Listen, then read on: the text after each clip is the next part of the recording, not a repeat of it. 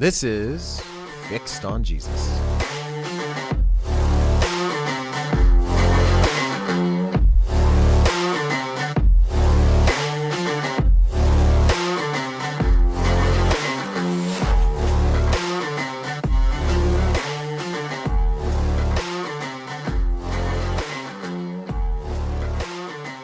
Welcome back to the Fixed on Jesus podcast. My name is Rich, and I am joined by Mark Johnson Jr. just across the table. Hello, Rich. Mark, good to see you. You too. It's been a while. It has been a while. It's been a long while. And behind the glass, we have Heather Corbett. Hello. Our production maven who gets everything done the way it needs to be done and makes us look better than we actually are. It's very true. And sometimes bust our chops, which we sometimes deserve and sometimes don't. But we always appreciate it. We always appreciate it. That's right. Always deserve. She actually shows a lot of restraint for what she could bust fair. her chops for. Yeah. So Totally. anyway, that's right. So Mark, what are we talking about now? Well, first things first. Okay. That's what we're talking about. First, I see. I thought you were going to say something after that. No. I didn't have a witty one-liner to drop right there. That's the title of what we're talking about. That's the title of what we're talking first. about. Yeah. Okay. So it's the idea. We want to talk about the idea of how to appropriately put doctrine in categories, or like what is biblical truth in categories. Biblical truth in categories. Yeah. So. Okay. And there's a joke that I have to tell you about. Okay. To explain these categories. The first one is primary. Yeah. The second one, so primary issues or primary doctrine. Uh-huh. The next is secondary Yeah. doctrine, and the third is tertiary. Tertiary, yeah. For about 3 years at least, I thought, and I've listened to a lot of videos and books and podcasts about this, I thought they were saying churchiary. I'm like, that makes more sense too. I'm like, it's a churchiary issue, like a church issue. And I'm an idiot. No. And then I saw it spelled, and I'm like, Tertiary. that doesn't sound like, that doesn't, yeah. Yeah. Well, I was listening to audio. it kind of sounds like that, right? Yeah, that, and I'm hearing impaired, so Yeah. it's a mix of Well, those that's things. okay. Do you know what the fourth level's called? The fourth? No. The outer darkness? I don't know. I think it's called quaternary. Quaternary. Wow. You can look it up on your chat GPT. I will. I don't know. Do you think there's anything in that category that? What are we would be talking news? about? Are we just like We're not just marking talking about categories now. Okay. Okay. So, what are some main primary biblical truths that would keep us in line with Orthodox Christianity? Yeah. So like if you think about the Bible, biblical truths broken down into primary, secondary, and tertiary ideas, historically people have said, okay, what's primary about Christianity are those things that if you do not believe them, you are not a Christian. So it's the litmus test for. That's it, right? So like salvation salvation is only in Christ, right?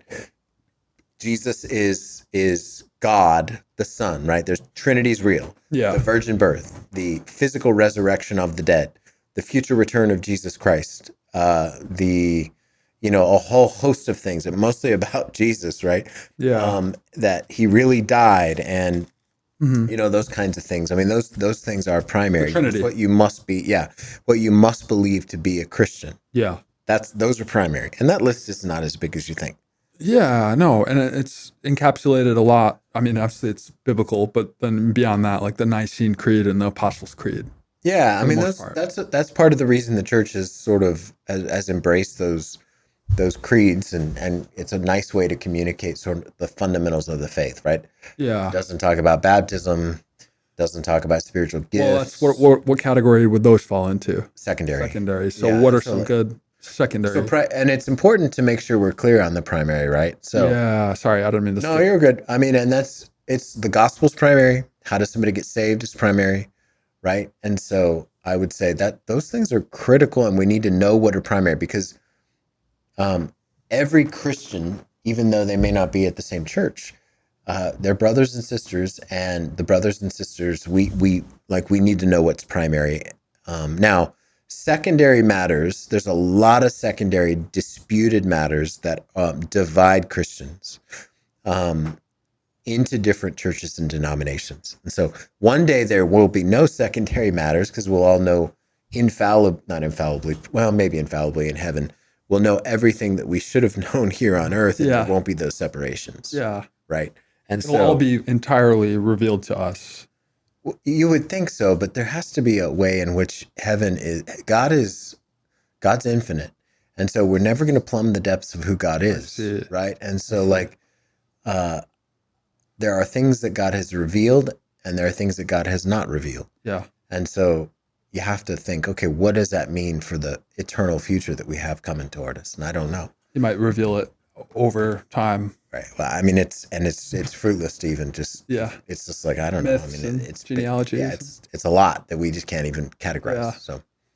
So anyway, that's primary is what you must believe to be a Christian. And that's a very short list. Yeah. Secondary are important things that often end up dividing denominations. Right? Okay.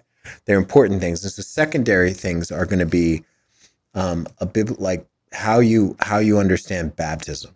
Okay. Some faithful Christians believe that you can baptize babies. I don't believe that. Our church doesn't believe that. We believe that someone must make a profession of faith to be able to be baptized. Believer's baptism. We're believers' baptism. What would it be called? Credo baptism? Credo Baptists, right, instead of Paedo Baptists. Yeah.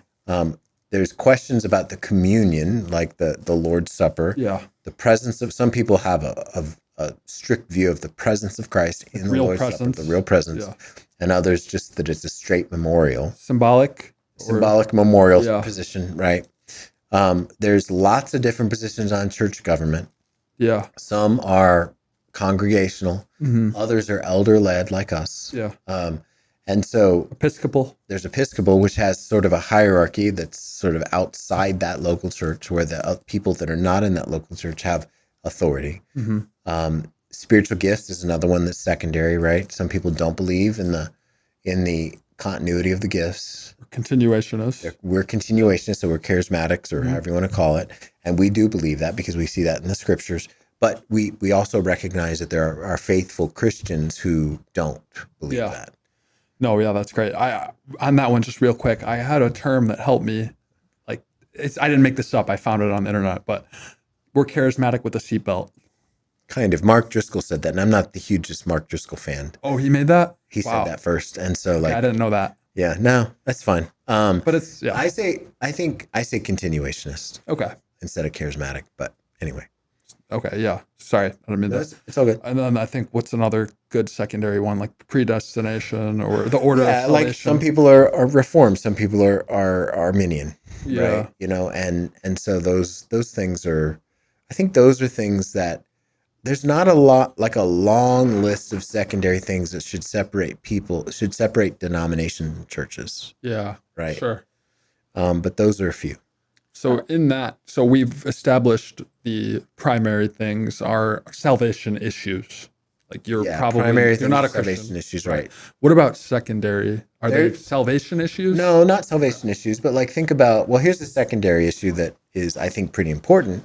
Yeah. Is women pastors. Okay. So the scriptures do not give you the scriptures are clear. There's no such thing as women pastors, right? Yeah. And so that's now could a women pastor be saved? Sure. Could people going to a church pastored by women be saved? Sure. Is it biblically wrong? Yes. Would I ever go to a church where a woman is a pastor? No. And I don't think anybody should. But that doesn't mean that woman would be preaching a false gospel just because she's a woman, right? Right. And so the secondary issues are big issues. These are issues that people spill all kinds of ink over, right? Yeah. And it's not at the same level as the primary, as the person of Jesus. Right. Every Christian is going to believe Jesus physically died, rose again, and is coming back. You have to believe that. Right. That he's God the Son. Right. You have to believe that. Now, who gets baptized? That's a question. If you observe a liturgical calendar, that's a question. If those kinds of things, there's all kinds of different gray areas with that kind of stuff. Yeah. I have a question. So what if a secondary thing like baptism is used as salvation? For example, having your baby baptized because you're worried that if it dies before it's able to confess, that's why they do it. Yeah, that is why the Catholics baptize babies. And so they believe in baptismal regeneration, which is unbiblical. And so that's why I don't believe a Catholic baptism is real. And So a so person who does that then doesn't understand salvation. So they don't now it is understand. a primary issue. It is if that's why they're doing it. Nobody has ever been saved by baptism. Right. I agree, but But I'm just saying we're saying secondary. and that's a misunderstanding. Totally. Yeah. So yeah, exactly. And so so they would hold something primary that's a misunderstanding. I would say. Gotcha. That make Okay. sense? That's the way you say it. Yeah. Okay. That's good. Yeah. Then I think you've went through all the secondary ones. Or Yeah, I think maybe those there's are the more big ones. examples. There's some other ones. We could probably tease some more out, but those are the big ones. Sure. So in that secondary category, would you call that something like a fellowship issue? I think some of them. Not, and I don't mean like you can't get lunch with someone who doesn't agree with but you on like baptism. worshiping at the same church, Yeah. right? Yeah. So but kind of, sort of, it depends on how you hold it, Yeah. right? And so I think there are people who you could be an Arminian and be at a Reformed church. Yeah. You could be a cessationist to be at a church that believes in the gifts of the Spirit. You can have a conviction about church government that's different than the one you're at. Yeah. You can Baptism. Same, and so like those, I think those things, it depends on how you hold them. Okay. And so I think sometimes we hold our secondary issues stronger than our primary, and that's a mistake. Yeah. That seems like a lot of the internet is The elevating internet's all that. Yeah. Right. secondary issues to primary issues. The internet's a masterclass on taking secondaries and putting them above the primaries. Yeah. Right? And so that's the internet. That's what it does. And so now I do think like if you're a, if as you look for a church, if you're moving to a new area or whatever, and you're looking for a church, go to a church that you feel like you can throw yourself into in good conscience. So that's like checks all the primary. Yeah, and then definitely, and then can you hold the in big good secondary? Conscience? Yeah, can you hold in good conscience if you disagree? Can you hold that in good conscience? Yeah, that's good. So anyway, oh, that's really good. Yeah, and I guess just in general, this topic was fascinating because I know a lot of sweet Christians that we would disagree on a lot of secondary things. Yeah. And I just wanted to think through and, kind of process this out loud, how to appropriately hold those things. And I came across the idea, and I know we've recommended this podcast a lot, but Gavin Ortlund talking about the idea of theological triage. Yeah, right. Which I did later find out that was like Al Mohler came. Yeah, Al Mohler. Right. But I found it through Gavin, and it was helpful for me. Just I don't want to, in my heart, elevate a secondary issue up. No, right, yeah. But I also have convictions about secondary things. Yeah, sure. Through the scriptures, the way that I think the Bible's put together. Yeah, so it's both. That's really good. So now the tertiary issues. Tertiary, yes. Yeah. No, sorry, tertiary issues. So like third order doctrines. What are some good examples of these? And worship style, high or low church. Not important. I would say not as important as secondary. High or low church. Worship style. So like contemporary versus modern. Yeah. Or sorry, contemporary versus orchestral. I almost said historical.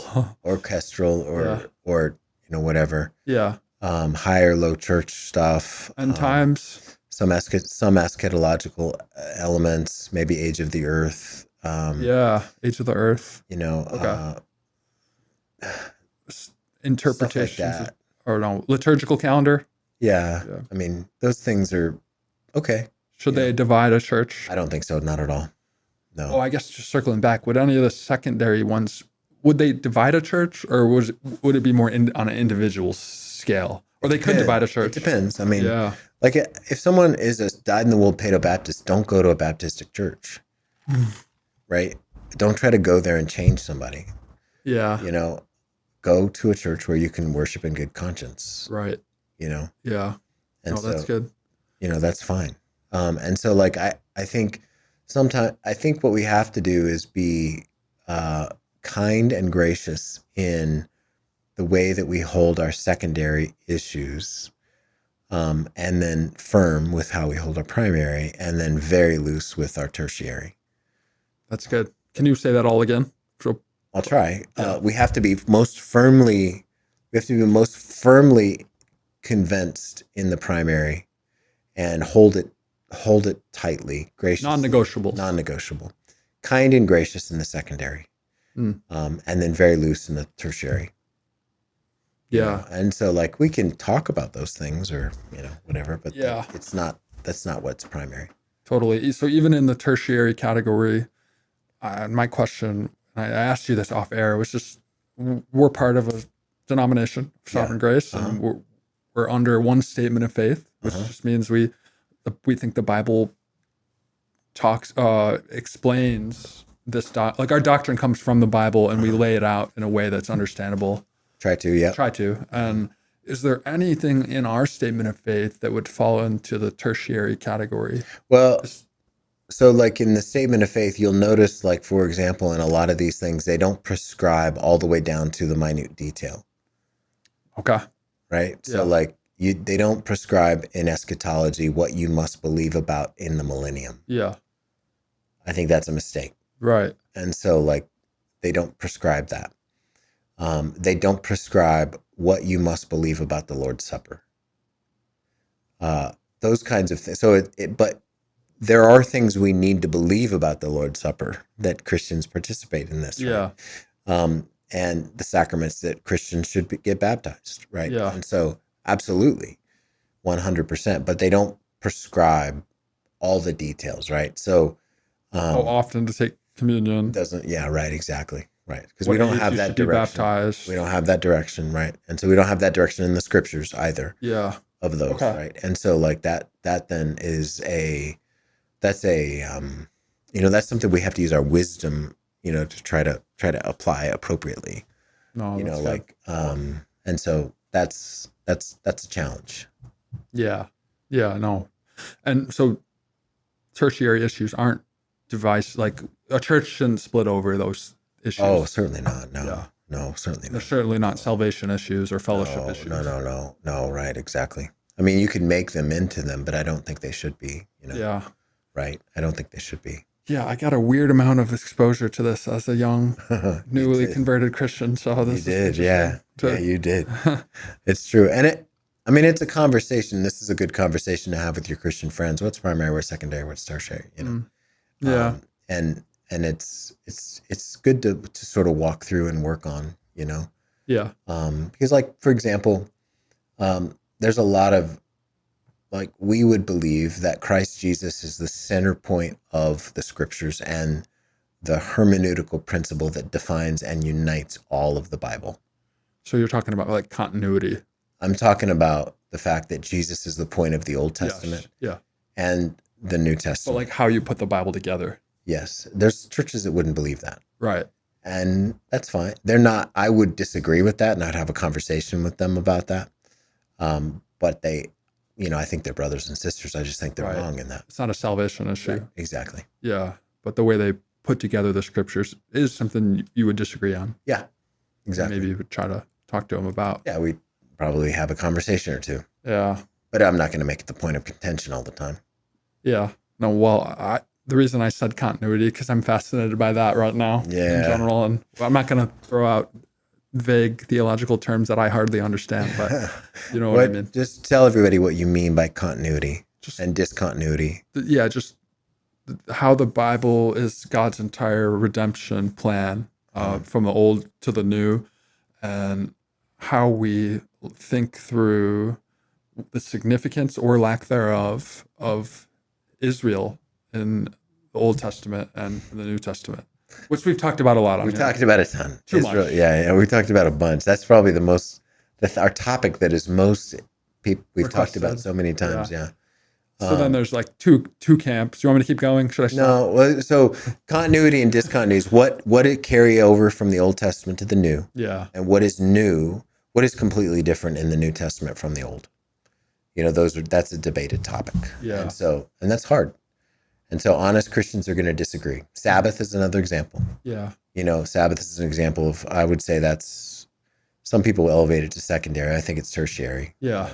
And so like whether you hold to, like if you're a Sabbatarian or not. Yep. Yeah. Yeah. So it's 2.5. Second between second and third. I don't know. I don't know. See, You're saying like third? that's where you talk about with Yeah. with believers. Right? Okay, give me at least one example of the fourth category that you mentioned. Quaternary. Yeah. Because then my triage is turning into Color of the carpet. oh. Or maybe Wait, hold on. Is that a salvation issue? No. I mean, if it's purple, it might be. No, let's see. What would location of a church building somewhere? Like, I don't like the fact that one looks into the sun. No, I don't know. The paint on the lobby wall. Yeah, something like that. Okay, that's good. I was just wondering. Yeah, no, I didn't come across that one yet. Well, it's not out there. I made it up. Oh, you just revealed this to us. No, quaternary, I think, is real. You can look Real that up. word, or it's a real that's a real category? world. It's a real word, and it's the fourth. That's what that means. Well, yeah. But I don't know. Like, you'd have to look that up. I don't know. Okay. Yeah, All right. I think those are things that really don't matter. Okay. So it's to the point where you don't even. You're like, nah. That's not worth categorizing. Yeah. Yeah. Okay. That's right. That's good. All right. Well, is there anything else you would want to? Oh, the quote. There's a quote that I found. Yeah. By I'm going to try to pronounce his name. Rupertus Meldenius. Close. That's good. Yeah. Yeah? Rupertus Meldenius. I don't know. But it's not really about him. It's not. The quote, people The quote we recognize love. the quote. Yeah. Yeah. In essentials, unity. In non-essentials, liberty. In all things, charity. Boom. I was like, okay. There we go. That's like the heart We can get behind thinking. that. Yeah. Like That's right. Yeah. We can get behind like that for sure. So if this is something you're interested in, feel free to email us at production@sonnergilbert.com.